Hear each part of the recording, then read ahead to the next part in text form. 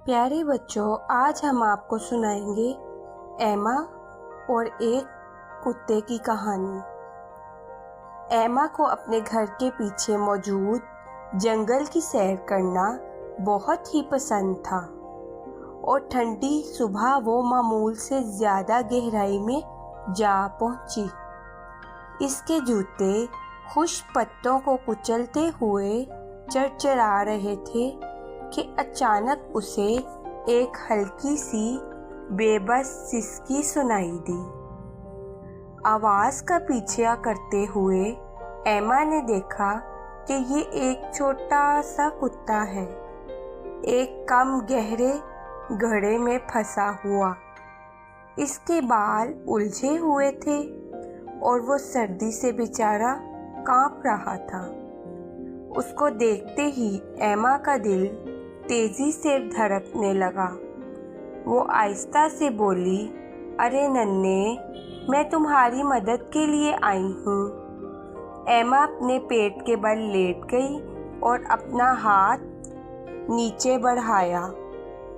कुत्ते ने पहले हिचकिचाते हुए इसकी उंगलियों को सूंघा, फिर आहिस्ता से चाट लिया। एमा ने इसका एतमाद जीत लिया। वो थोड़ा और झुकी, यहाँ तक कि उंगलियां उसके नन्हे जिस्म के गिर्द लिपट गईं। नरमी से खींचकर इसने कांपते हुए जानदार को अपनी बाहों में ले लिया। वो छोटा सा कुत्ता शुक्रगुजारी से एमा के सीने से लिपट गया। एमा मुस्कुराकर बोली कि मैं तुम्हें आज से विलो कहूँगी। एमा ने अपना मफरल विलो के गिर्द लपेटा और जल्दी से घर की तरफ चल पड़ी, इस वादे के साथ कि वो उसे गर्म और महफूज रखेगी। इस दिन के बाद विलो कभी तन्हा नहीं हुआ।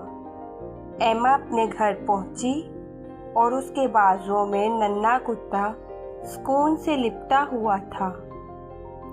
दिन हफ्तों में बदल गए और एमा और विलो गहरे दोस्त बन गए। हमेशा साथ रहते, इकट्ठे घूमते और एक दूसरे के बगैर नहीं रहते।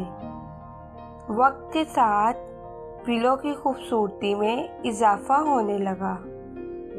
एमा ने महसूस किया कि विलो को बचाकर इसने कुछ पा लिया है, एक मुखलिस दोस्त